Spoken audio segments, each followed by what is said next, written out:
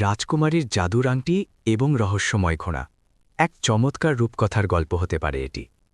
আপনার শিরোনামটি অনুসরণ করে আমি একটি ছোট গল্প তৈরি করছি। এক রাজ্যে ছিল রাজকুমারী রূপন্তী। তার কাছে একটি জাদুর আংটি ছিল, যা তাকে তার পূর্বপুরুষরা দিয়ে গিয়েছিলেন। এই আংটির বিশেষত্ব হল বিপদের সময় এটি উজ্জ্বল হয়ে উঠত এবং রাজকুমারীকে অদৃশ্য হওয়ার ক্ষমতা দিত। রহস্যময় ঘোড়ার আবির্ভাব। একদিন রাজ্যের সীমান্তে এক অদ্ভুত রূপালী ঘোড়া দেখা গেল। ঘোড়াটির ডানা ছিল না, কিন্তু সে বাতাসের চেয়েও দ্রুত দৌড়াতে পারত। তার চোখের মণি ছিল নীলকান্তমণির মতো উজ্জ্বল। কিন্তু সমস্যা হল, ঘোড়াটি ছিল ভীষণ অবাধ্য। রাজ্যের সেরা সওয়ারিরাও তাকে বশ করতে পারল না। জাদুর আংটির সংকেত। হঠাৎ একদিন রাজকুমারী দেখলেন তার হাতের আংটিটি নীল আলোয় ঝলমল করে উঠছে। তিনি বুঝতে পারলেন এই ঘোড়াটি কোনো সাধারণ পশু নয়, এর সাথে রাজ্যের কোনো গভীর রহস্য জড়িয়ে আছে। রাজকুমারী আংটি স্পর্শ করে ঘোড়াটির সামনে গিয়ে দাঁড়ালেন।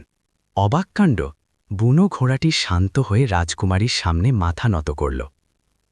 রহস্য উন্মোচন। যখনই রাজকুমারী ঘোড়াটির পিঠে চড়লেন, তার চোখের সামনে এক অদৃশ্য ম্যাপ ফুটে উঠল। ঘোড়াটি তাকে উড়িয়ে নিয়ে গেল পাহাড়ের চূড়ায় এক গোপন গুহায়। সেখানে তারা খুঁজে পেলেন রাজ্যের হারিয়ে যাওয়া শান্তির মশাল, যা বহু বছর আগে এক দানব চুরি করে নিয়েছিল। অভিশপ্ত অরণ্য ও ছায়া শরীরী দানব। রাজকুমারী রূপন্তী যখন সেই রূপালী ঘোড়াটির পিঠে চড়ে পাহাড়ের গুহায় পৌঁছালেন, তখন তিনি বুঝতে পারলেন আসল লড়াই কেবল শুরু হয়েছে। গুহার দেয়ালে খোদাই করা ছিল এক প্রাচীন লিপি। জাদুর আংটির আলো যখন সেই লিপির উপর পড়ল, তখন এক গম্ভীর কণ্ঠস্বর প্রতিধ্বনিত হল। মশালটি কেবল তার হাতেই জ্বলবে যে নিজের ভয়ের চেয়ে অন্যের মঙ্গলকে বড় করে দেখবে। হঠাৎ চারপাশ অন্ধকার হয়ে গেল। গুহার ভেতর থেকে বেরিয়ে এলো এক বিশাল ছায়া শরীরী দানব। এটি ছিল সেই দানব যে একসময় রাজ্যের আনন্দ এবং শান্তি চুরি করে নিয়েছিল। দানবটি অট্টহাসি দিয়ে বলল, এই ঘোড়া এবং আংটি তোকে আমার কাছে টেনে নিয়ে এসেছে রাজকুমারী, আজ থেকে তুইও আমার বন্দী। আংটিই লুকানো ক্ষমতা। দানবটি যখন তার কালো ধোঁয়া দিয়ে রূপন্তীকে ঘিরে ফেলল, তখন রাজকুমারী ভয় না পেয়ে তার জাদুর আংটিটি ঘোরালেন। তিনি মনে মনে বললেন, আমাকে নয়, আমার রাজ্যকে রক্ষা করো। অমনি আংটি থেকে বেরিয়ে এলো এক তীব্র সোনালি আলোর বিচ্ছুরণ। সেই আলোয় দানবটি দুর্বল হয়ে পড়ল। কিন্তু রাজকুমারী বুঝতে পারলেন শুধু আলো দিয়ে একে হারানো যাবে না। ঘোড়াটি হঠাৎ তার খুর দিয়ে মাটিতে জোরে আঘাত করল, আর সাথে সাথে মাটির নিচ থেকে একটি স্ফটিকের তলোয়ার বেরিয়ে এলো। চূড়ান্ত লড়াই। রূপন্তী সেই তলোয়ার হাতে নিলেন। রহস্যময় ঘোড়াটি যেন তার মনের কথা বুঝতে পারছিল। কোনো লাগাম ছাড়াই ঘোড়াটি ঝড়ের গতিতে দানবের চারপাশে ঘুরতে লাগল। রাজকুমারী আংটির জাদুতে নিজেকে অদৃশ্য করে দানবের ঠিক হৃৎপিণ্ড বরাবর তলোয়ার দিয়ে আঘাত করলেন। এক বিকট চিৎকারে দানবটি ধোঁয়ায় মিশে গেল। গুহার অন্ধকার কেটে গিয়ে সেখানে ভোরের আলো ফুটে উঠল। রূপন্তী দেখলেন যেখানে দানবটি ছিল সেখানে পড়ে আছে শান্তির মশাল। রাজ্যে প্রত্যাবর্তন। মশালটি হাতে নিতেই রাজকুমারীর ঘোড়াটির শরীর থেকে রূপালী জ্যোতি বের হতে লাগল। ঘোড়াটি কথা বলে উঠল। সে জানালো সে আসলে এই রাজ্যের আদি রক্ষক, যাকে দানবটি পাথর বানিয়ে রেখেছিল। আংটির স্পর্শে সে প্রাণ ফিরে পেয়েছে।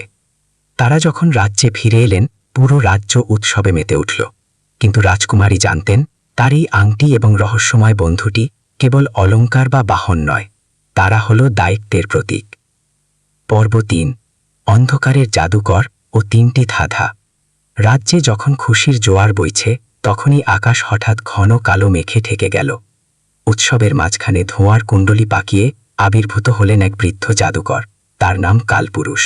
তার হাতে ছিল একটি হাড়ের তৈরি লাঠি এবং চোখের দৃষ্টি ছিল বরফের মতো শীতল। জাদুকর গম্ভীর গলায় বললেন, রাজকুমারী, তুমি দানবকে হারিয়েছ ঠিকই, কিন্তু শান্তির মশাল জ্বালানোর অধিকার এখনো পাওনি। এই মশাল কেবল তখনই জ্বলবে যখন তুমি প্রকৃতির ৩টি কঠিন ধাঁধার উত্তর দিতে পারবে।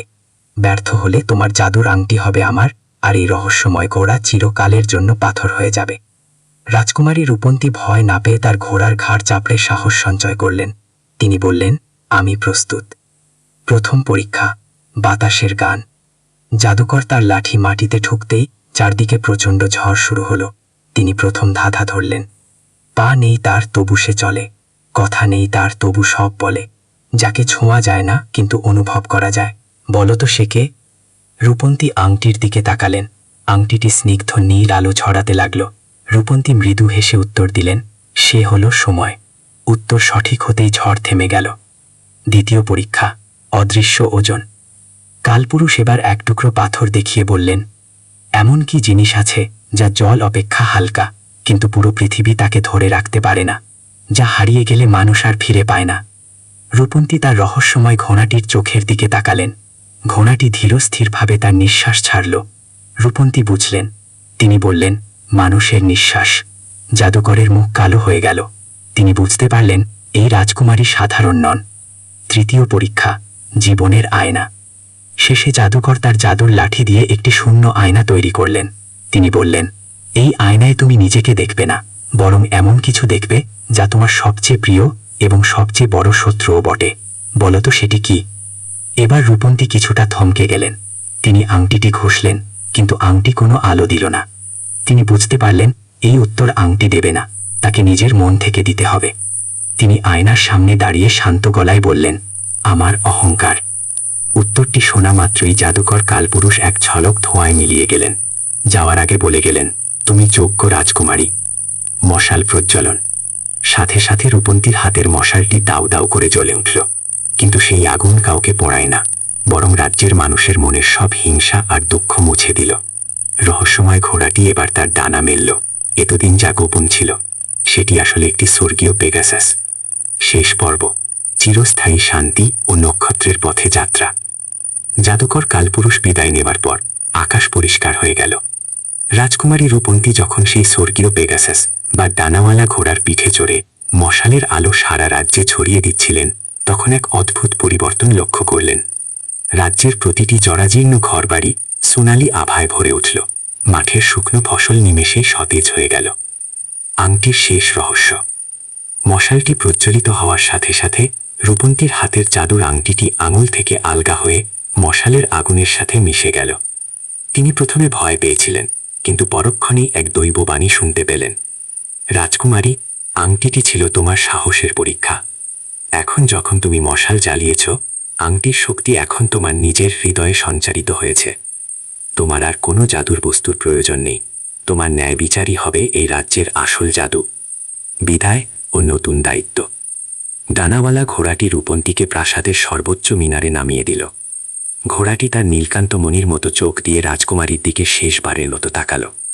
সে তার মনের ভাষায় জানালো যে তার কাজ শেষ হয়েছে। সে এখন আবার নক্ষত্ররাজিতে ফিরে যাবে, যেখান থেকে সে এসেছিল। তবে সে কথা দিল, যখনই রাজ্যে আবার কোনো বড় বিপদ আসবে এবং কোনো নিঃস্বার্থ হৃদয় তাকে ডাকবে, সে আবার ফিরে আসবে।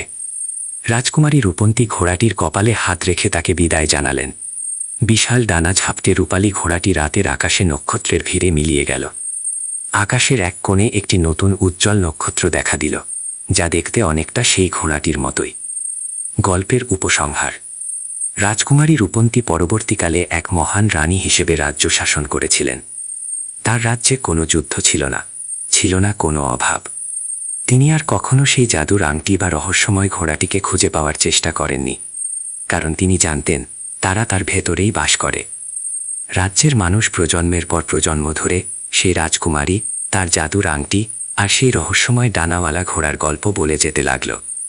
আজও পূর্ণিমা রাতে যদি কেউ পাহাড়ের চূড়ায় দাঁড়ায়, তবে সে নাকি আকাশে এক রূপালী ঘোড়ার অবয়ব দেখতে পায়।